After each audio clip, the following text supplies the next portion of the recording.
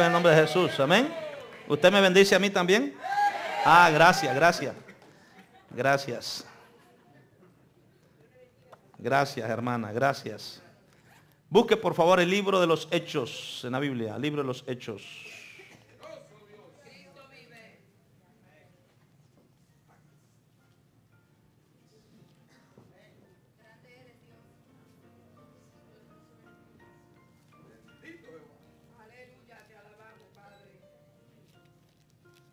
Bendito es el Señor. Oh, perdón, vamos a darle lugar al hermano Andy. ¿Dónde está hermano Andy? Andy, se me estaba escapando ya.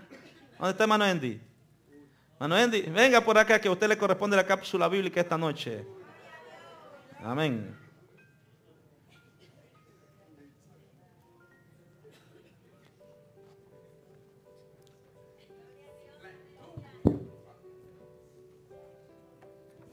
Dios le bendiga, hermano. Dios les bendiga, hermanos. Dios les bendiga más. Que la cápsula, de la parte de la cápsula que me toca es los 12 nombres de los discípulos, a qué se dedicaban y qué significa la palabra discípulo y el capítulo más grande de la Biblia. Vamos a empezar con los nombres de los discípulos, que era Simón, Jacobo, Juan, Andrés, Felipe, Mateo, Bartolomé, Tomás, Jacobo, hijo de Alfeo, y Judas Tadeo, Simón y Matías. Y el primero Simón, Simón llamado Pedro, se dedicaba a la pesca, lo mismo que Jacob. Juan, el que fue el autor del cuarto evangelio, también fue pescador. Andrés, también pescador. Felipe, diácono.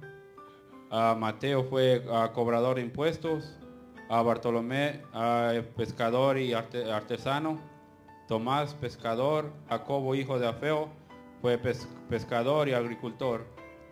Judas Tadeo era un nacionalista, en otras palabras era como un revolucionario, lo mismo que Simón, también nacionalista o revolucionario, como le quieran llamar. Y Matías, no hay mucha información de Matías, pero se dice que fue elegido por una forma que una tradición que tenía de los judíos, que echaron suerte entre dos personas y cayó en él, y eso se encuentra en Hechos 1:23. Y la palabra discípulo significa un alumno principiante, o más específicamente es una persona que comienza a seguir una nueva religión, una persona nueva que sigue a una religión. Y el capítulo más grande de la Biblia es el Salmo 119. Y eso es todo lo que me toca a mí después de la cápsula del Instituto Bíblico. Que Dios me lo bendiga, hermanos.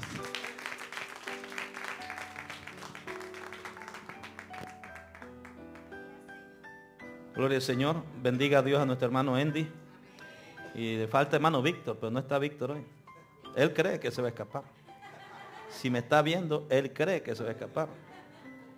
Pero no se va a escapar. Si no, le mandamos el mensaje con la suegra, que no se va a escapar. Amén. No, ¿verdad? No, exactamente. Bien, hermanos, esta noche quiero que compartamos algunas enseñanzas muy básicas e importantes, por supuesto, sobre el libro de los Hechos. El libro de los Hechos es el libro, a ver, los estudiantes del Instituto Bíblico que me ayuden, que a mí se me olvidó. Si vamos a hablar del libro de los Hechos, ¿qué podemos decir del libro de los Hechos? ¿Qué podemos decir del libro de los Hechos?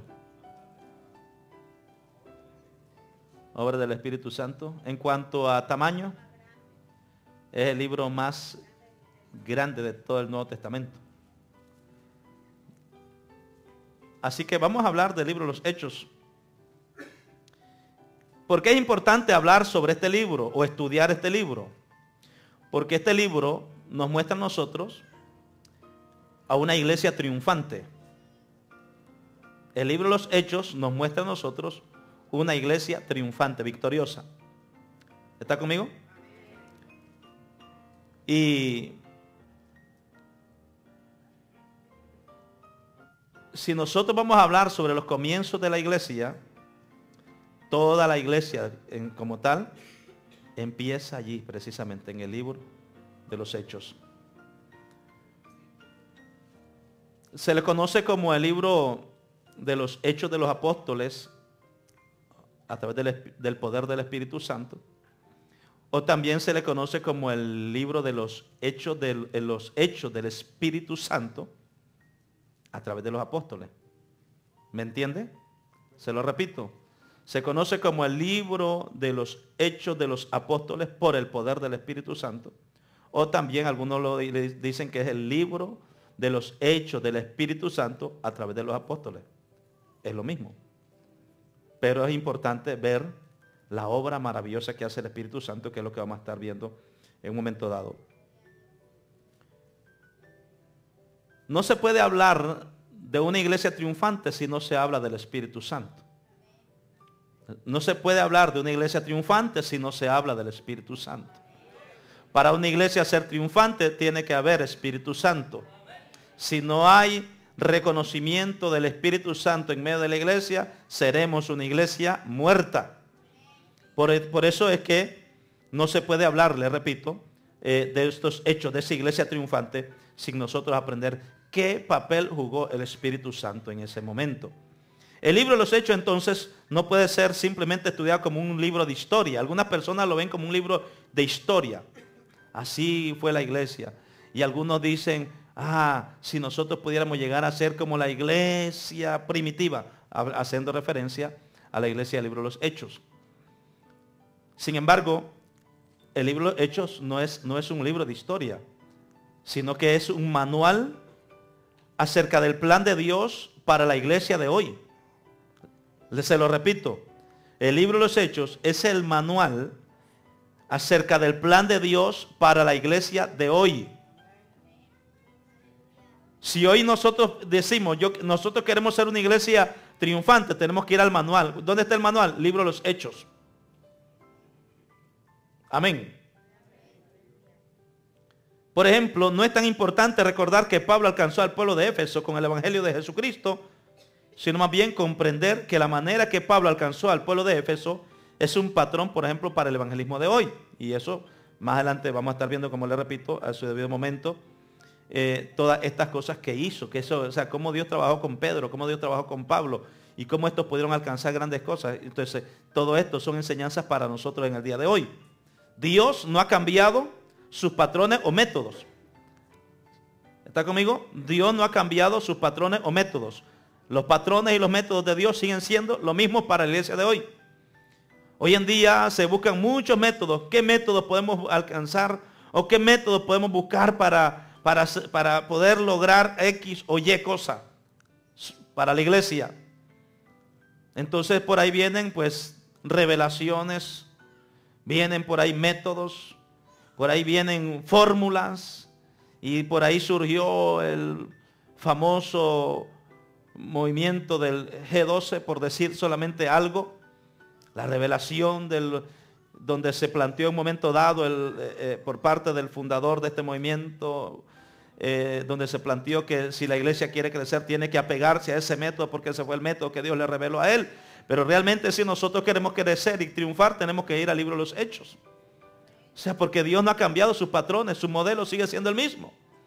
Bendito sea el nombre de Jesús.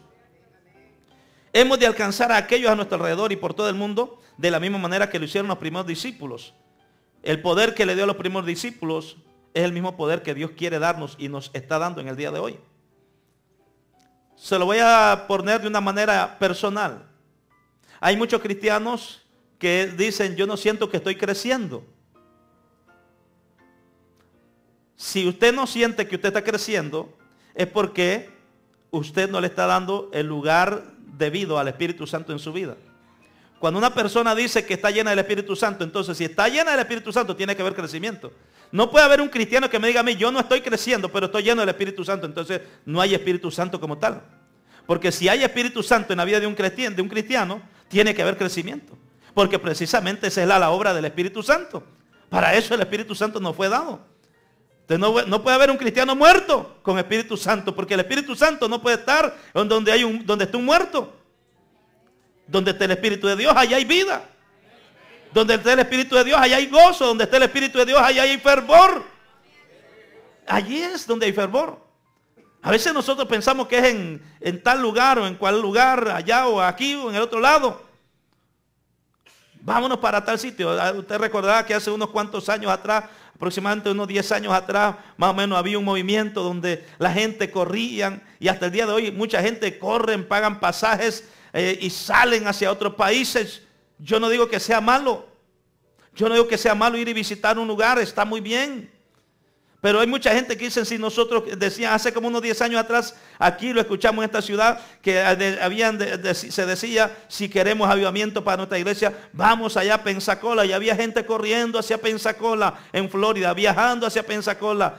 Primero era en Toronto, en Canadá, allá está el avivamiento. Y mucha gente corrían hacia el Toronto, Canadá, buscando el avivamiento y lo traían. Otros después fueron a Pensacola, otros después iban a Colombia. Y así están yendo a distintos lugares, pensando que el avivamiento está en ese lugar. El avivamiento está en la palabra.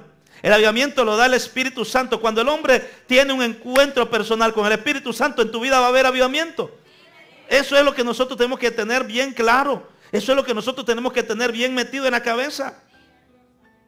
¿Cuántos alaban al Señor? Vuelvo y se lo repito. No digo que no sea bueno visitar, por ejemplo, en un momento dado, si fuera posible, un lugar y para conocer y ver la obra maravillosa que Dios está haciendo. Maravilloso, bonito, magnífico. Pero el crecimiento y el avivamiento lo da el Espíritu Santo en la medida en que el hombre, la mujer de Dios, se entrega al Señor por completo. Por eso es que aquí siempre decimos, hermano, no podemos estar diciendo el culto está muerto. Aquí vuelvo y se lo repito y se lo recalco siempre. El culto no está muerto. El que está muerto es el individuo como tal. El hombre que no disfruta de un culto es entonces esa persona que no le da lugar al Espíritu Santo. Nunca vas a disfrutar de un servicio de adoración al Señor. Nunca. El salmista dijo, deleítate a sí mismo en Jehová y Él te concederá las peticiones de tu corazón. Pero tenemos que deleitarnos en el Señor, es decir, disfrutar, venir con un corazón dispuesto, una mente abierta para yo entregar completamente mi servicio de adoración a Dios. ¿Cuántos alaban al Señor? Así que básicamente le doy eso como una introducción. El libro de los Hechos se podría dividir en dos partes. Por ejemplo, del capítulo 1 al capítulo 12. Usted sabe que el libro de los Hechos, ¿cuántos capítulos tiene? 28 capítulos, correctamente. Entonces, del 1 al 12, del capítulo 1 al capítulo 12 del libro de los Hechos, allí encontramos, por ejemplo, en ese capítulo, lo que es al apóstol Pedro y el desarrollo de su ministerio. En esos primeros 12 capítulos tenemos a Pedro y su ministerio. Cómo se desarrolla el ministerio del apóstol Pedro en esos primeros 12 capítulos. Luego del 13 al 28 tenemos, hermanos, que es el ministerio de Pablo. En aquel momento, Pablo y su ministerio. Ahora, nunca debemos olvidar que Pedro fue el apóstol a los judíos. El apóstol Pedro fue el apóstol para los judíos. Y el apóstol Pablo fue el apóstol para los gentiles. Por eso es que el libro de los Hechos está dividido en esas dos secciones. Del 1 al 12, Pedro y su ministerio. Pedro fue el apóstol de los judíos. Del 13 al 28, Pablo y su ministerio. Y el apóstol Pablo fue el apóstol para los gentiles. Hubieron varios ministerios importantes en la Biblia, en el libro de los Hechos. Hay varios ministerios del libro de los Hechos y de hombres que resaltan en aquel momento, resaltaron.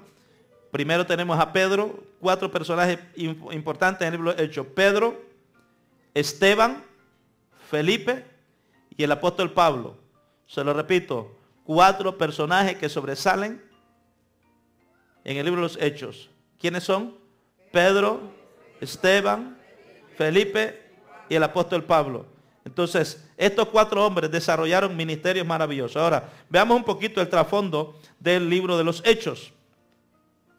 Allí resaltan, en ese libro, los Hechos, resaltan 7 iglesias muy importantes que se mencionan en ese libro, los Hechos. Estas 7 iglesias se encontraban ubicadas principalmente en el país que hoy conocemos como Turquía. Es decir, en esa área de Turquía, que hoy se conoce como Turquía, allí estaban ubicadas prácticamente estas iglesias. Las únicas 2 iglesias que están fuera de Turquía era la iglesia de Jerusalén y la iglesia de Antioquía. Las otras estaban en el área de lo que es Turquía o Asia Menor. Ahora, ¿quién es el autor del libro de los Hechos? ¿Quién es el autor? Aquí los hermanos han dado. Amén. Ok. Se le atribuye, muchas personas se le atribuyen a Lucas la escritura del libro de los Hechos. Información. El autor del libro de los Hechos fue Lucas. Vuelvo y repito, algunos se lo dan a él. ¿Quién era Lucas? Lucas fue un médico griego de Antioquía. Fue el único gentil que escribiera en el Nuevo Testamento. ¿De dónde era Lucas? ¿De dónde era? Griego. Era gentil.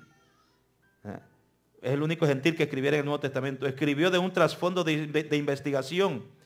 Evidentemente, tanto leyendo como hablando con aquellos que habían estado con Cristo desde el principio. Por eso es que usted ve que empieza, ¿cómo empieza el libro de Lucas? En el capítulo 1. ¿Ah?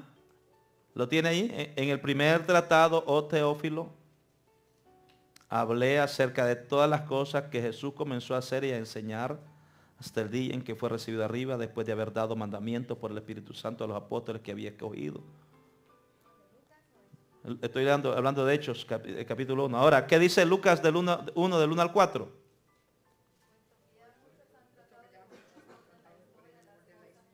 Ajá. Ok, se lo leo.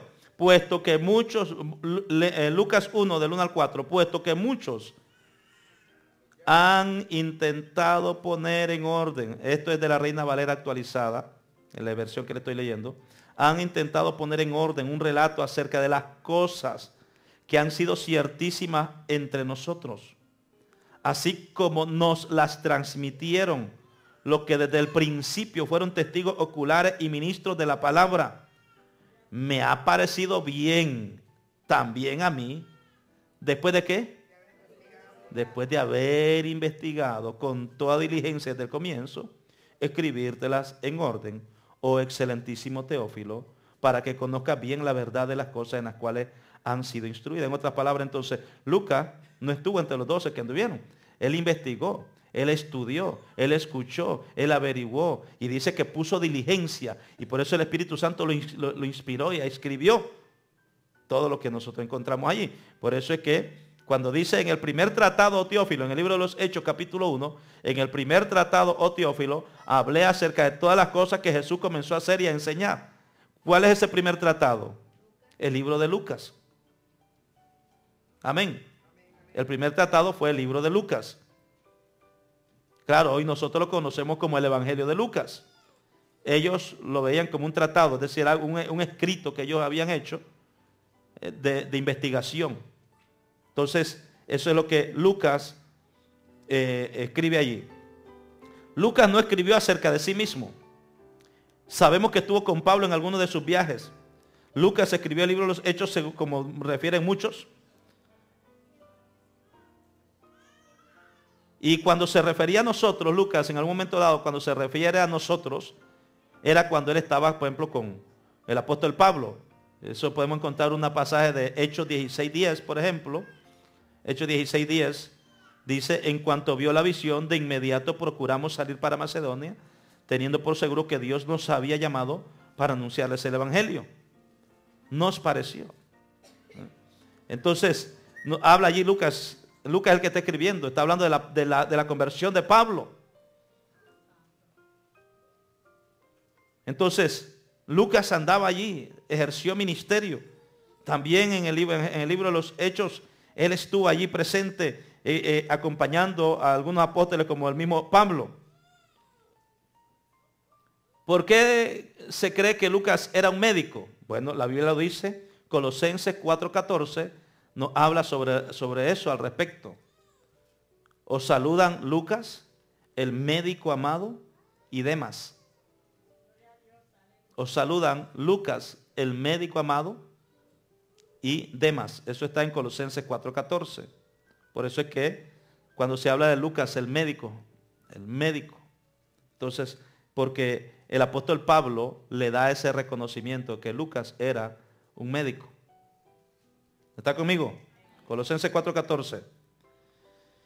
Llegó el momento en que solo Lucas permaneció con Pablo. Todos los otros lo habían dejado. 2 Timoteo capítulo 4, versículo 11. El apóstol Pablo dice, solo Lucas está conmigo.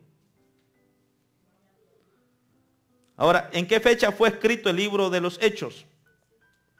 Aproximadamente de los años 63 al 65. Amén. Después de Cristo. Y cubre 30 años de ministerio. Así que eso es información que le estamos dando sobre el libro de los Hechos.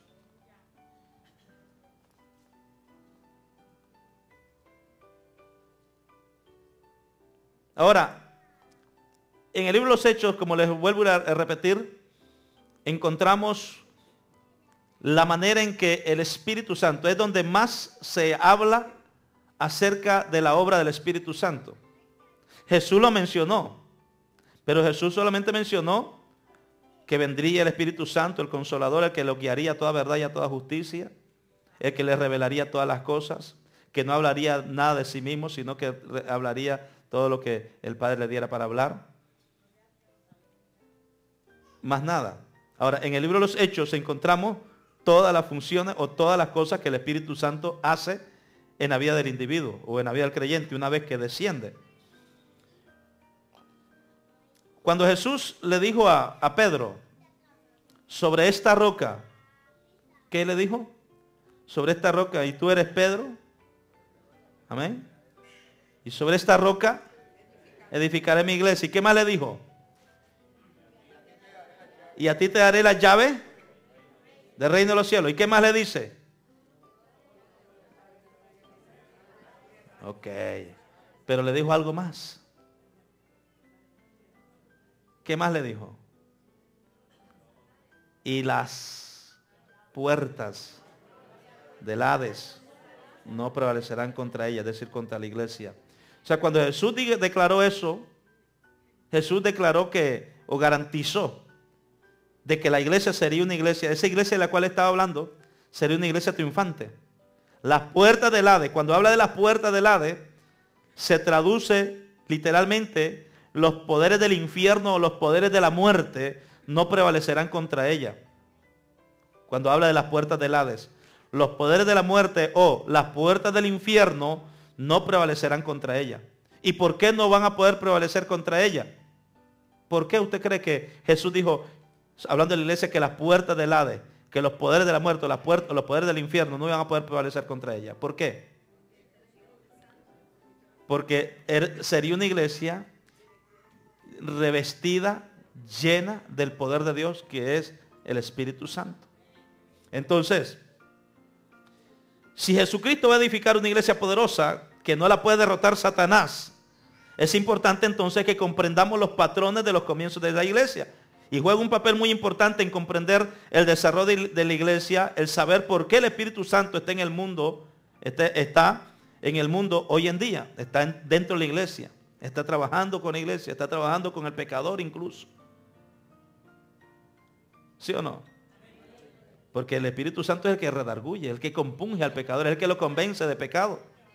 O sea, el Espíritu Santo no solamente está con nosotros, también está trabajando con el pecador, redarguyéndolo, compungiéndolo, convenciéndole de pecado. Cuando usted y yo aceptamos a Cristo, no fue porque a nosotros nos dio la gana, fue que el Espíritu Santo obró en nosotros de una manera poderosa que nos hizo entender la necesidad que nosotros teníamos de estar o de recibir a Jesús como nuestro Señor y Salvador.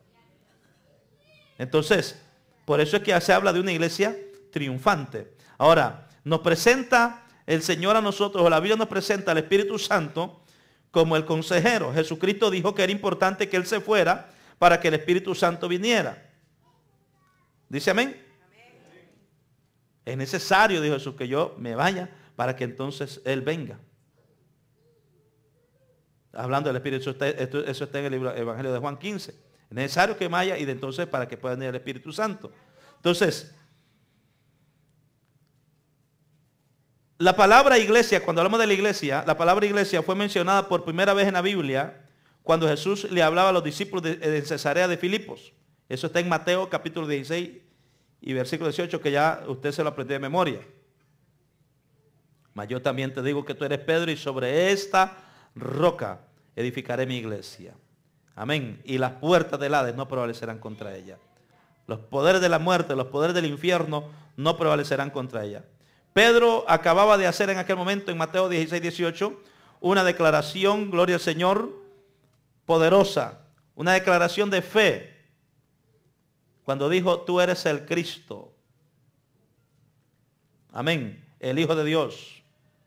Por eso Jesucristo le dice a Pedro, sobre esta roca luego, hablando de esa verdad, el Señor luego dice que sobre esa roca, es decir, refiriéndose a él mismo, edificaría a su iglesia. En el libro de los Hechos, en sus 28 capítulos, se registran muchos de los eventos de la iglesia que Cristo estaba edificando, de la cual Cristo habló anteriormente. En esos 28 capítulos, vuelvo y le repito, Jesús estaba hablando, Jesús dijo en los evangelios sobre esta iglesia triunfante, sobre esta iglesia victoriosa. Ahora, en esos 28 capítulos vamos a ver registrado muchos de los eventos, vuelvo a repetir, de la iglesia que Cristo estaba edificando, mostrando la prominencia del Espíritu Santo, que se mira en el libro de los Hechos, la prominencia del Espíritu Santo, es decir, se le da un lugar importante al Espíritu Santo. Amén. También se puede ver lo que es el dunamis. La palabra dunamis es una palabra griega que ya le hemos dicho que de ahí procede la palabra que dinamita, hablando de poder. Entonces el Espíritu Santo es el poder, es el dunamis de la iglesia. Una iglesia que no tiene ese dunamis, que no tiene ese poder, se lo repito, es una iglesia muerta. ¿Cuál es el propósito del Espíritu Santo? El propósito del Espíritu Santo es capacitar a los creyentes para cumplir la gran comisión que Cristo le dio a sus discípulos en el libro de Mateo 28, 19 y Marcos 16, 15. Gloria al Señor. En cuanto a las funciones del Espíritu Santo, lo llevo volando rápido. Funciones del Espíritu Santo. Capítulo 1 del libro de los Hechos. Encontramos que allí encontramos la promesa. Versículo número 8, capítulo 1. Pero recibiréis ¿qué? Pero recibiréis ¿qué? Poder. O sea, recuerde que la palabra poder, repito, es dunamis, es dinamita. ¿Qué es lo que hace la dinamita? Cuando usted la pone en una pared, explota y rompe todo lo que hay. Es lo que utilizan para abrir las minas, las montañas. La gente que trabaja en las minas, eso es lo que utilizan. Dinamita. Rompe. Entonces, por eso es que Jesús dijo, cuando nosotros a veces decimos, nosotros tenemos poder, pero de pronto después que lo declaramos, estamos con la cara floja. Porque un dolor de cabeza a veces nos hace decaernos. Una crisis pequeña, después que estamos diciendo yo tengo poder del Espíritu Santo, después cuando viene un problemita pequeño, nos desmoronamos todos. ¿Está conmigo? Pero decimos que tenemos poder. Ahora, cuando nosotros entendemos entonces la palabra realmente, la palabra que Jesús dijo, pero recibiréis dunamis, es decir, ustedes lo que van a recibir cuando venga el Espíritu Santo, ustedes lo que van a recibir es como dinamita en ustedes. Hay una canción, una alabanza que cantan los muchachos acá. ¿Cómo es que dice, Manuel? Si tú supieras el poder que hay en la alabanza. La alabanza es poder, es dinamita. O sea, cuando es ungida, por supuesto, del poder del Espíritu Santo. Entonces, ¿qué Jesús estaba diciendo? Ustedes van a recibir dinamita cuando venga el Espíritu Santo. ¿Me está escuchando? Van a recibir dinamita. Y ya le repito, ¿qué es lo que hace la dinamita? Usted lo sabe. Entonces, ¿qué es lo que nos está diciendo entonces el Señor? Por eso es que Jesús dijo, las puertas del Hades no prevalecerán contra ella. ¿Y qué es lo que nosotros muchas veces hacemos o declaramos? Todo lo contrario. El diablo me está dando, hermano, por favor, oren por mí que el diablo me está dando. Pero no, Jesús no dijo eso. Jesús dijo, ustedes, dijo el Señor, van a recibir dinamita y los poderes del infierno, los poderes del diablo, los poderes de la muerte no prevalecerán contra usted. Vas a recibir poder. Entonces a veces nosotros con cualquier cosa ya tenemos moquillos como la gallina.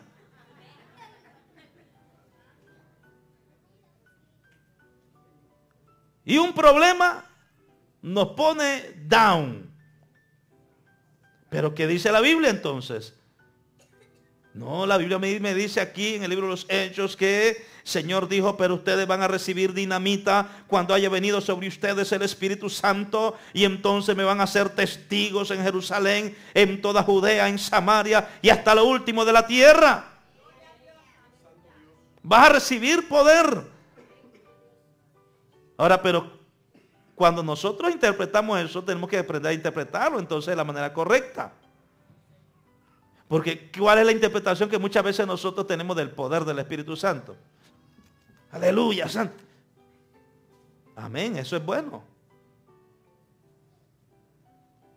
Sacudir demonios es bueno.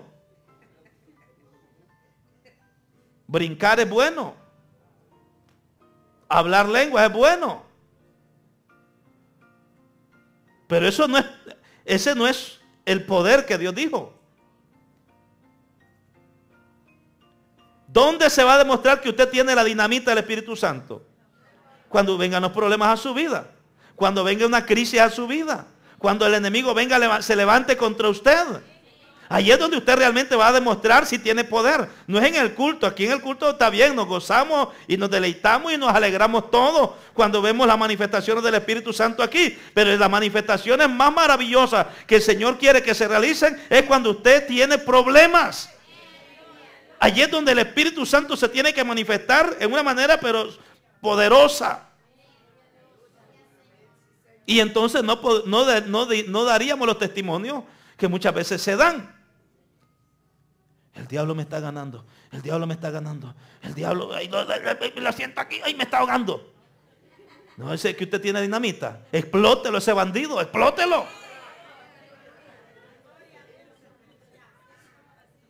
¿Me está entendiendo, iglesia? Vas a recibir poder. Por eso luego dice que vemos en el capítulo 2, Jesús lo prometió en el capítulo 1, en el capítulo 2 está la promesa cumplida. Ahora, pero para que la promesa del Espíritu Santo, para que los discípulos pudieran recibir esa promesa, Jesús le dio instrucciones a ellos. Jesús les dio instrucciones a ellos. El Señor les dijo a ellos en el capítulo 1, versículo 4, dice, le mandó que no se fueran de Jerusalén, sino que esperaran allí hasta la que recibieran la promesa del Padre, la cual les dijo, oíste de mí. Porque Juan ciertamente bautizó con agua, mas vosotros seréis bautizados ¿con qué? Con el Espíritu Santo dentro de no muchos días. Pero el Señor le dijo, para que eso pueda ascender, ustedes tienen que estar ¿dónde? ¿Dónde el Señor le dijo? Quédense en Jerusalén. ¿Qué es lo que Dios le estaba diciendo a ellos? ¿Qué era lo que el Señor le estaba pidiendo a los discípulos entonces? Obedezcan. Que estén juntos. Obedezcan, estén juntos. Estén donde yo les estoy diciendo que deben estar. ¿Cuál es el problema? ¿Cuál es el problema de mucha gente? Que hay mucha gente que quiere la promesa, pero no quieren estar junto a la iglesia. No quieren estar donde el Señor donde el Señor dice que deben estar. O sea, si hay una cosa que nosotros no debemos entender hoy, es que si nosotros queremos realmente la promesa de Dios, aquellos que no han recibido el bautismo del Espíritu Santo, usted tiene que entender que lo primero que Dios le pide a usted es que usted aprenda a ser obediente. Amén.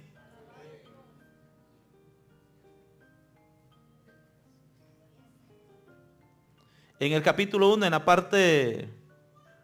No, el capítulo 2 dice, cuando llegó el día de Pentecostés, dice el versículo 1, estaban todos, ¿de qué manera? unánimes juntos.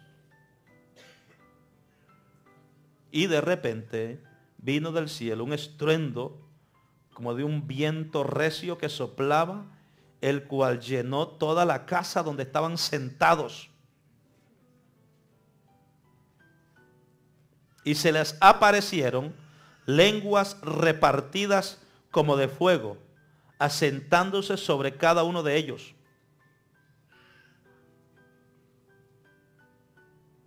No dice que era de fuego, era como de fuego, es decir, su apariencia era como de fuego, pero era sobrenatural.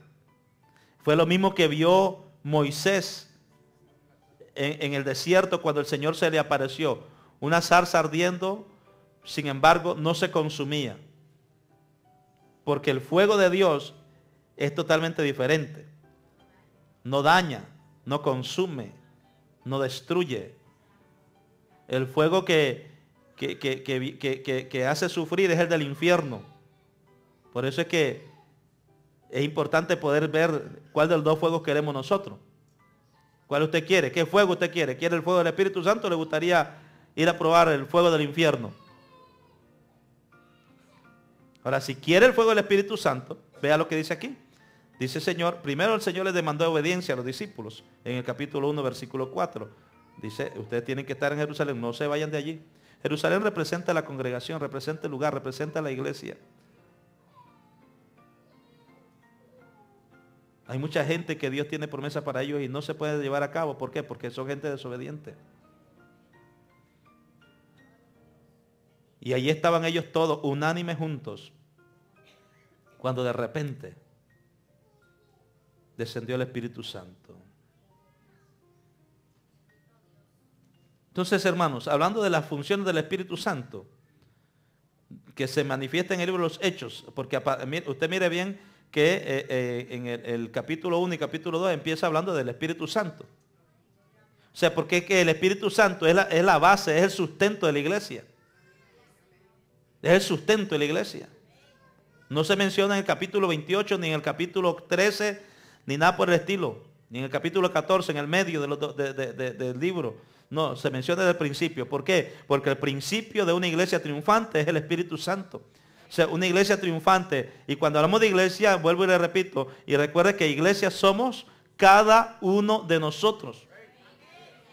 Somos cada uno de nosotros. Usted como individuo es iglesia del Señor. Entonces, la base y el sustento de una iglesia triunfante radica en la manera en que nosotros le damos lugar al Espíritu Santo en nuestra vida, en la manera en que nosotros aprendemos lo que es la obediencia y aprendemos lo que es la unidad y aprendemos lo que es estar juntos como hermanos. Y los discípulos estaban allí, no hablando chistes ni nada por el estilo, dice que ellos estaban orando. Amén. Estaban orando. Gloria a Jesús.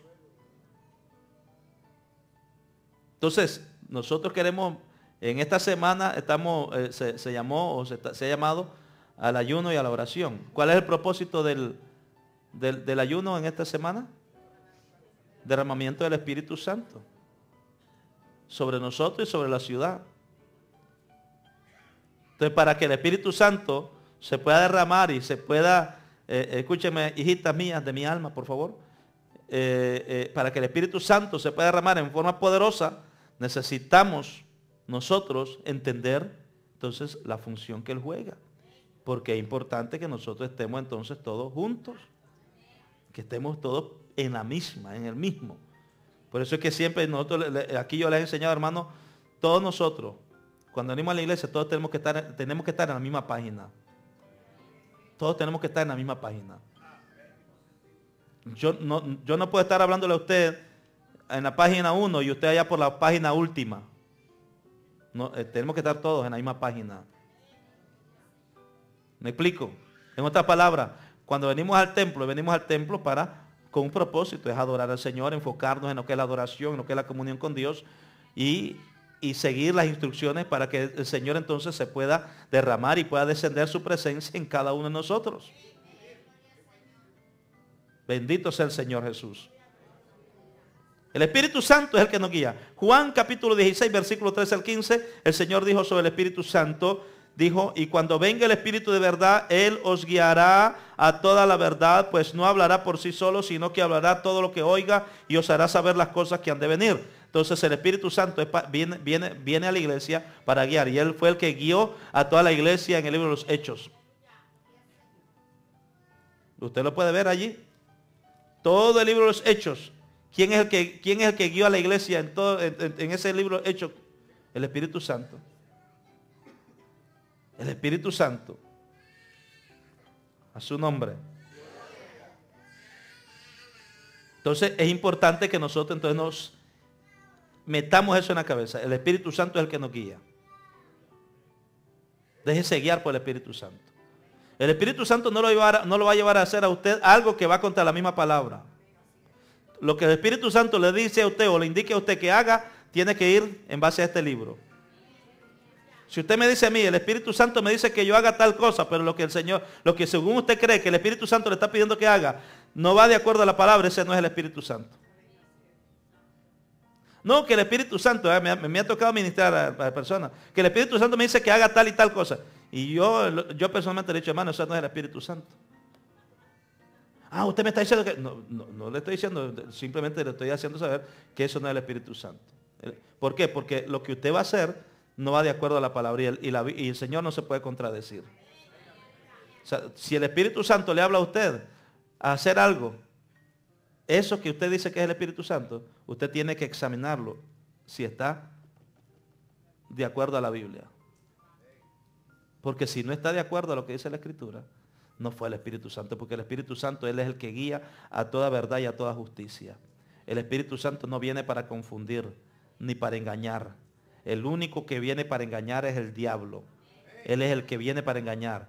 Y utiliza espíritus de engaño también, y espíritus de error, que muchas veces se pueden confundir y se pueden meter ahí ese espíritu de error, y algunas personas pensarán que es el Espíritu Santo y a lo mejor no es el Espíritu Santo, es un espíritu de error. Por eso usted tiene que aprender a discernir bien, correctamente, cuando usted diga el Espíritu de Dios es el que me está hablando. Chequéelo por la Escritura, porque si lo que usted va a hacer va en contra de la Escritura, ahí no está el Espíritu Santo. Ese no fue el Espíritu de Dios el que le habló.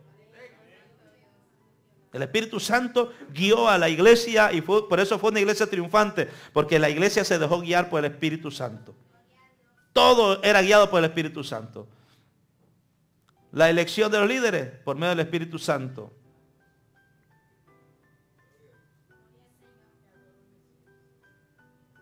Que a nosotros nos hace falta mucho eso. ¿Qué es lo que nosotros a veces hacemos? Cuando nos toca hacer elecciones de personas, que le decimos, hermano, empecemos a orar porque viene el momento para elegir líderes, lo menos que hacemos es orar por eso. Y cuando llegan las asambleas de negocio, yo propongo a fulano, no se fija si la persona es miembro o no es miembro. No se fija si la persona realmente es una persona forzada que realmente esté echándole ganas. No, porque simplemente algunos, porque me cae bien. Pues pongo a fulano. No. Pues propongo al otro. No. Pues propongo al... Eso es un juego. Otros dicen el que salga, a mí no me da lo mismo, dicen otros. Pero eso no es el Espíritu, eso no es lo que el Espíritu Santo quiere. Y entonces, ¿qué sucede? Muchas veces la congregación viene para salir del tiempo, dice, el tiempo está avanzando y hay que elegir. Está bien, todos estamos a favor de fulano. Y después cuando fulano empieza a dar candela, el pastor lo eligió, el líder que eligió el pastor, dicen. Y si uno como pastor le dice a los hermanos, trata de hacer una señal, porque muchas veces uno como pastor sabe que usted trata de hacer una señal para que los hermanos, entonces algunos dicen, el pastor está poniéndole piedra de tropiezo a la persona, no quiere, es envidioso, dicen algunos.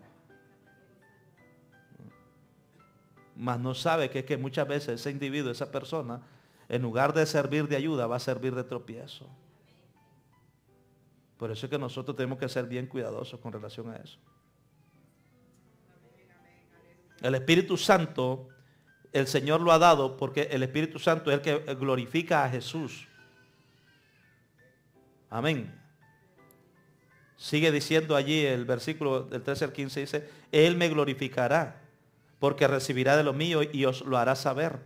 Todo lo que tiene el Padre es mío. Por esta razón dije que recibirá de lo mío y os lo hará saber. Hablando de la labor del Espíritu Santo es glorificar al Padre y glorificar al Hijo. Por eso le dije, si usted me dice a mí que el Señor me está mandando a hacer tal cosa, la pregunta es, ¿lo que vas a hacer glorifica al Padre, glorifica al Hijo? Porque si no glorifica a Dios, ese no es el Espíritu Santo. Lo que el Espíritu Santo te mande a hacer, tiene que glorificar al Padre, tiene que glorificar a Cristo. No a la persona correctamente. Que el Espíritu Santo me dijo que ya no siguiera aquí, que me quedara en mi casa. Ese no es el Espíritu Santo. Ese no es el Espíritu Santo. Con mucho respeto, ¿eh? Pero ese no es el Espíritu Santo. Porque el Espíritu Santo no está aquí para sacarnos a nosotros de en medio de la congregación del cuerpo de Cristo. No está aquí para venir a causar daño y división y separación.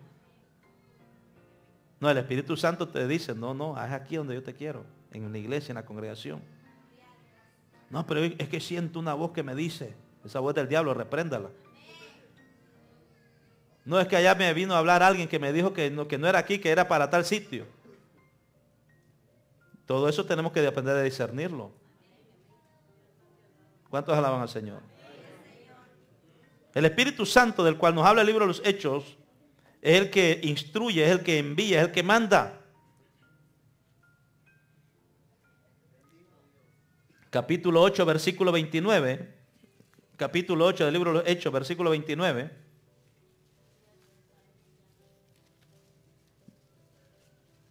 ¿Qué nos dice allí? ¿Qué dice, hermana Marilyn? El Espíritu dijo a Felipe, ¿qué le dijo?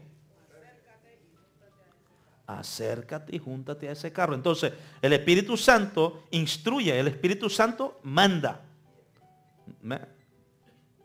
Acércate y júntate. Habló el Espíritu a Felipe. Júntate a ese carro. Bendito sea Dios. Capítulo 10 del libro de los Hechos. Capítulo 10, más ahí, más adelantito. Versículos 19, 20 y 21.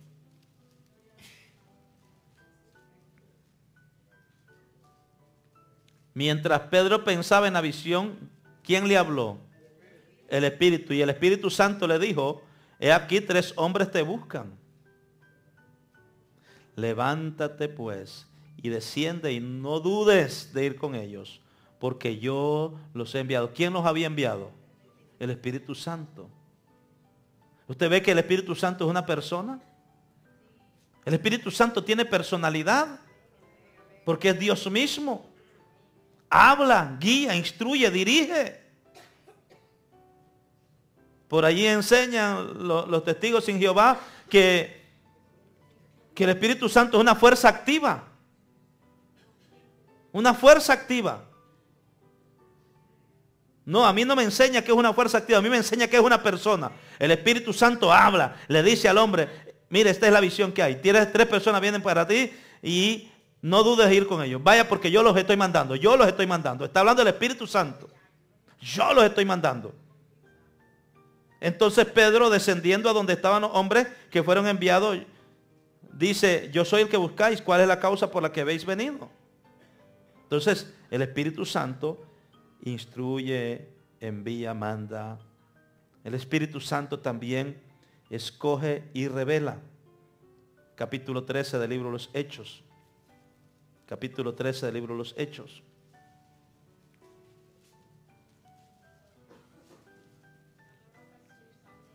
Ministrando estos a quién?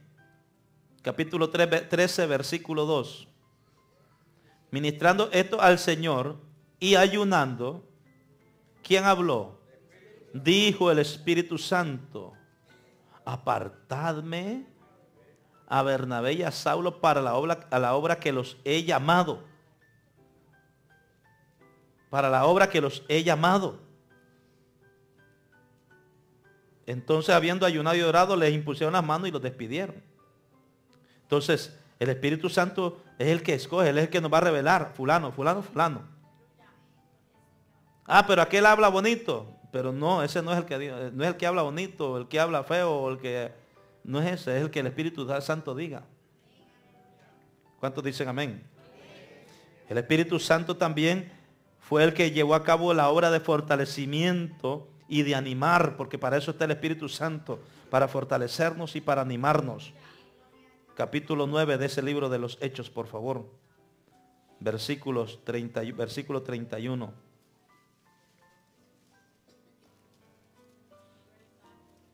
Entonces las iglesias tenían ¿qué? Paz por toda Judea, Galilea y Samaria, y eran edificadas, andando ¿qué? ¿En qué? Hermano, es muy importante que nosotros entendamos todo esto que estamos leyendo aquí. Dice que las iglesias tenían paz. Las iglesias tenían ¿qué?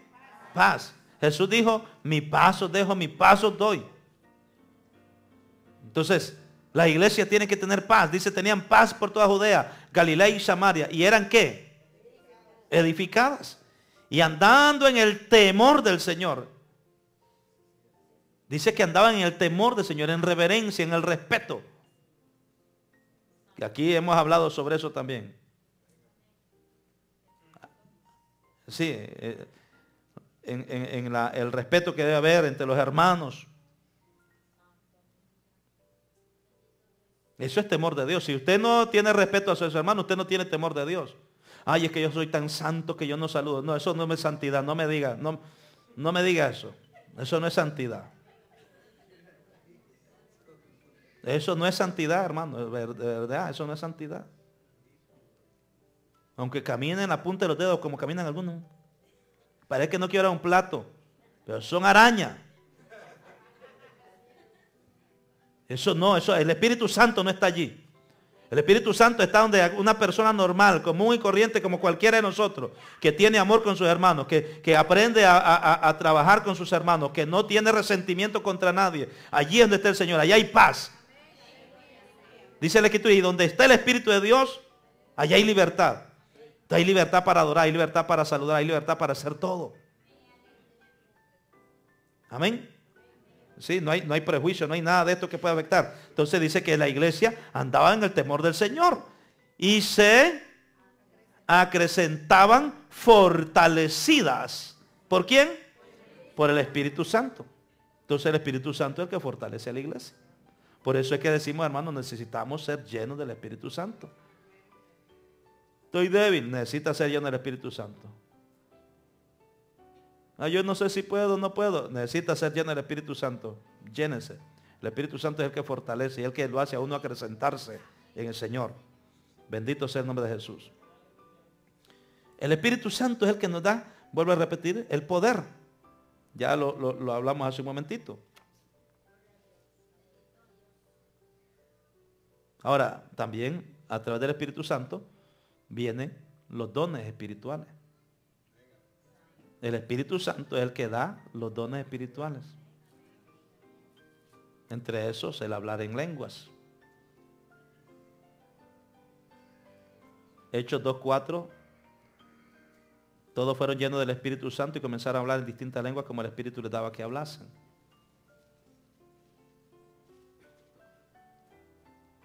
Cuando tenemos el poder del Espíritu Santo, ese poder entonces nos va a ayudar para tener sueños y visiones. Y cuando digo para tener sueños, no es para que nos estemos dormitando en la iglesia.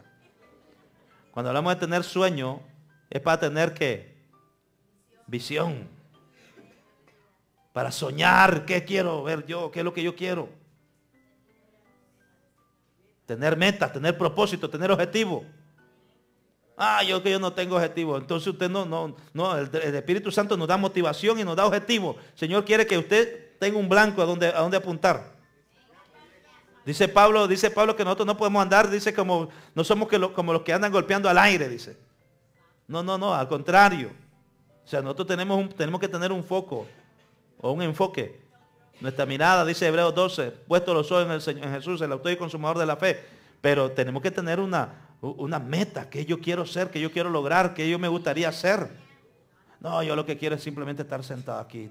Don't touch me. No cuenten conmigo para nada. No hay objetivo. El plan de Dios no es que usted esté ahí sentado nada más.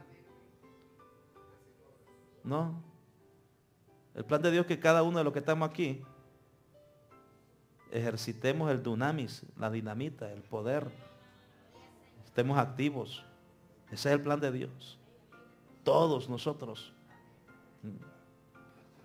2.17 del libro de los Hechos, 2.17, sucederá en los últimos días, dice Dios, que derramaré de mi espíritu sobre toda carne. Vuestros hijos y vuestras hijas profetizarán, vuestros jóvenes verán visiones y vuestros ancianos soñarán sueños. Eso es Pedro hablando sobre la profecía de Joel.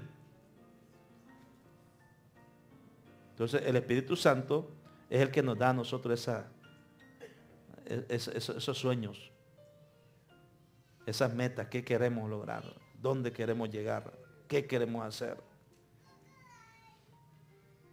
También nos ayuda para profetizar. De cierto dice sobre mis siervos y mis siervas en aquellos días derramaré de mi espíritu y profetizarán, el versículo 18. Profetizar, ¿qué es profetizar? ¿Qué es profetizar? Ah, ya estoy escuchando alguna cosita. Vamos a ver. ¿Qué es profetizar? A ver, Ricardo, hermano Ricardo.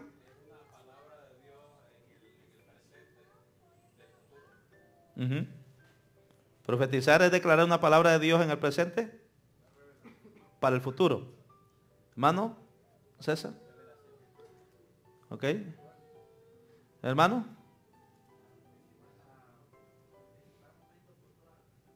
Ah, es lo que está diciendo el hermano, anticipar las cosas futuras en el presente ahora. Pero toda esa profecía tiene que estar de acuerdo a qué. En otras palabras, un profeta es alguien que declara la palabra de Dios. Se lo repito. Un profeta es alguien que declara la palabra de Dios. Y esa palabra tiene que ir de acuerdo a lo que, se lo repito, a lo que está aquí. Los profetas del Antiguo Testamento profetizaban y Dios les daba, por eso era que en la antigüedad un profeta era algo serio.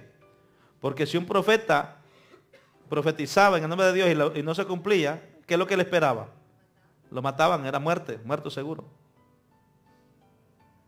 Ahora, hoy Dios nos manda a nosotros a profetizar. ¿Y a profetizar qué? Declarar la palabra que está aquí. Esto es lo que dice la palabra del Señor. Ahora, pero ¿cuál es el entendimiento que mucha gente tiene acerca de los profetas de hoy en día? A ver si me puede adivinar mi vida. Y por eso tenemos mucha gente corriendo buscando profetas. Y escuchamos muchos profetas que dicen cosas. Dice, y esto me lo está revelando el Señor. Que habrá un terremoto. Y dice, ay Dios mío, se lo reveló el Señor, Dios amado. Ay, pues eso realmente, eso está en la Biblia. Mateo 24. O sea, todas las profecías que nosotros recibimos tienen que ir de acuerdo a la Escritura. Si alguien viene diciendo, porque a veces, pues, entonces hay mucha gente que entonces confunden y a veces nosotros por andar de seguidores de los profetas, a veces podemos hacerle daño también. Porque hoy en día con este movimiento de profetas, de apóstoles, esto es un sancocho lo que hay hoy en día. Eso es tremendo. Y yo sé que hablar de esto nosotros, rápidamente si un apóstol me oye a mí hablar, ese hombre no tiene revelación del Espíritu Santo, no entiende lo que es la visión del reino de Dios. El establecimiento del reino para estos tiempos donde Dios nos habla y empezamos a escuchar unas palabras, pero que nos ponen a temblar. Elocuente. Nosotros estamos hablando de lo que es la vida del reino.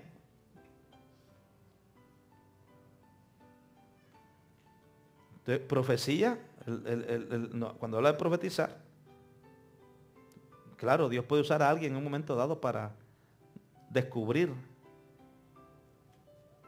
de alguien algo. ¿Cuándo el Señor lo va a hacer? Cuando esa persona anda haciendo algo y anda huyendo y escondiéndose hasta que el Señor viene y se lo tiene que sacar por medio de alguien. Pero tenemos que tener cuidado que no confundamos esto y luego lo queramos tomar como si fuera asuntos de adivinación, como ocurre con muchos que andan, voy a buscar al profeta. A ver, profeta, a ver, ¿qué tiene Dios para mi vida hoy? mejor vaya a hacer el horóscopo. O sea, hay mucha gente que no se lee el horóscopo, pero andan buscando cuál es mi futuro, cuál es mi futuro, en los profetas. Y en eso tenemos que ser cuidadosos, porque entonces estamos cayendo en asuntos de adivinación también. El futuro usted lo debe saber conforme a la Escritura. Si usted está viviendo una vida de rectitud y agradable ante Dios, usted sabe lo que dice el Señor. ¿Cuál es la promesa de Dios para una persona que anda en obediencia? Esto es esto y esto y esto y esto, dice la palabra, para una persona que anda en obediencia. ¿Para qué tiene que esperar otra cosa más? Pero a nosotros muchas veces nos gustan las cosas espectaculares. Y en esto tenemos que tener mucho cuidado, porque muchas veces, hermanos, se juega, hay mucha gente que juegan con los sentimientos de las personas. Por eso es importante conocer la Escritura, para que nosotros no seamos engañados.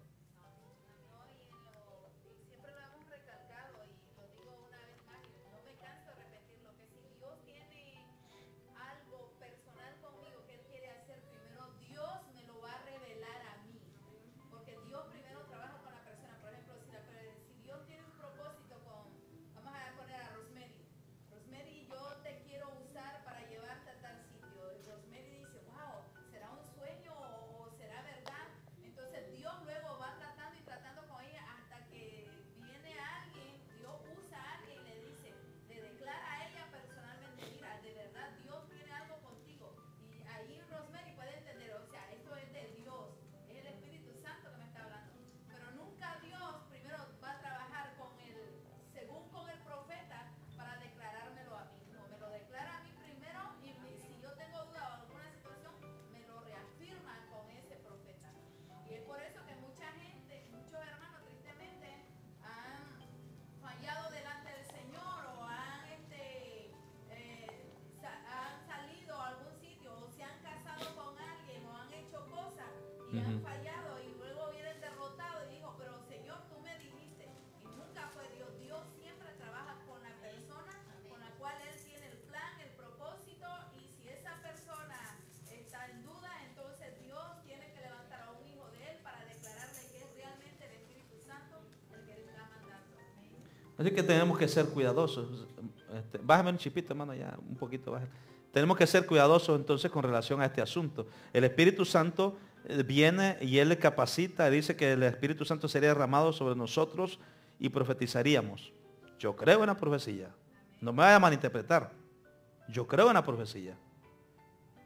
Pues la profecía que va de acuerdo a la Escritura, que cumple con los requisitos bíblicos. Si esa profecía no cumple con esto que está aquí, que es el libro sagrado, que es el manual de nosotros, esa profecía no tiene ninguna validez.